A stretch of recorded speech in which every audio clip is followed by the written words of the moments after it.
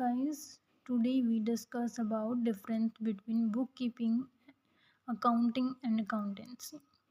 वैसे तो ये तीनों जो हैं वो एक जैसे दिखाई दे रहे हैं, लेकिन इनमें कुछ डिफरेंस हैं जो अब हम देखेंगे।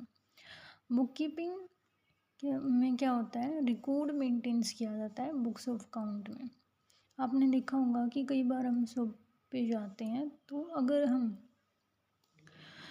जो प्रोडक्ट होता है वो उधार में लेते हैं तो जो शॉपकीपर होता है वो अपनी जो रजिस्टर रखता है, यानी बुक्स ऑफ अकाउंट कह सकते हैं हम उसे, उसमें एंट्री करता है, हमारा नाम लिखता है, जो प्रोडक्ट लिया है वो लिखता है, कितने रुपए कितनी कॉस्ट है उसकी वो लिखता है, डेट लिखता है। तो वो क्या होगी, बुककीपिंग करता है वो। इसके अंदर अब जो रिकॉर्ड मेंटेन्स किया जाता है उसके अंदर 4 एक्टिविटीज़ हैं।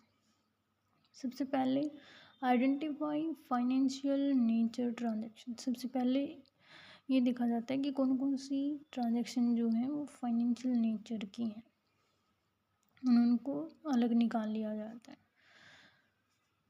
सेकंड स्टेप है measuring identifying transaction in money term. जो आइडेंटिफाई की थी ट्रांजैक्शन फाइनेंशियल नेचर की, उनको मेजर किया जाता है कि मनी की टर्म में है या नहीं। फाइनेंशियल नेचर की तो वो भी हैं, जैसे हमने 5 ट्रक लिए परचेज़ किए तो वो फाइनेंशियल नेचर की हैं, लेकिन उनके अंदर कॉस्ट नहीं दे रखी, तो वो मनी की टर्म में नहीं है कि कितने के 5 ट्रक कितने रुपए के हैं, या 200 चेयर कितने रुपए की हैं, वो नहीं दे रखा, तो वो मनी की टर्म में नहीं होगा। मनी की टर्म में वही होगा जिसके अंदर कॉस्ट दे रखी है, कितने 5 लाख के हैं 5 ट्रक, ऐसा कुछ। नेक्स्ट स्टेप है record these transaction in books. In transactions को जो मनी की टर्म में है उनको बुक्स के अंदर रिकॉर्ड करना है। एंड नेक्स्ट है क्लासिफिकेशन। सेम नेचर की ट्रांजेक्शन को एक सेपरेट अकाउंट में रिकॉर्ड करना, जैसे परचेज से रिलेटेड परचेज अकाउंट में, सेल्स से रिलेटेड सेल्स अकाउंट में। नेक्स्ट है अकाउंटिंग। बुककीपिंग तो हो गया। अकाउंटिंग जो है वो स्टार्ट होती है जहाँ पे बुककीपिंग एंड हो जाती है। इसके अंदर ये एक्टिविटी इन्वॉल्व है। सबसे पहले समराइजिंग, जो यहाँ पे एंड होगी। बुककीपिंग तो क्लासिफिकेशन पे कि सेपरेट अकाउंट बना दिए। अब जो क्लासिफाइड ट्रांजैक्शन है वो सेपरेट अकाउंट बना दिए। उनसे जो सेपरेट अकाउंट जिस बुक में बनते हैं उसको लेजर कहते हैं, और लेजर से P&L, profit and loss account, balance sheet, final accounts prepare किए जाते हैं। तो हो गया समराइजिंग करना।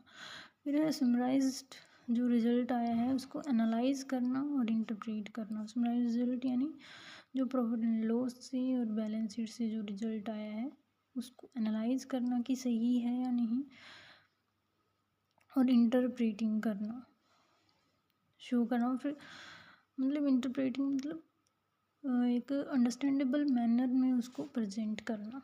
फिर जो इंटरप्रेटेड रिजल्ट है उसको कम्युनिकेट करना इंटरेस्टेड पार्टीज़ को, जो भी बिजनेस में जैसे मैनेजमेंट हो गया, इन्वेस्टर्स हो गए, बैंक हो गया, क्रेडिटर, डेटर, ये सब। जो स्मॉल बिजनेसेस होते हैं उनके अंदर जो अकाउंटेंट होता है ना, वही बुक कीपिंग कर देता है, बुक कीपर का काम परफॉर्म कर देता है। जो अकाउंटेंट होता है उसका काम ज़्यादा होता है बुक कीपर से।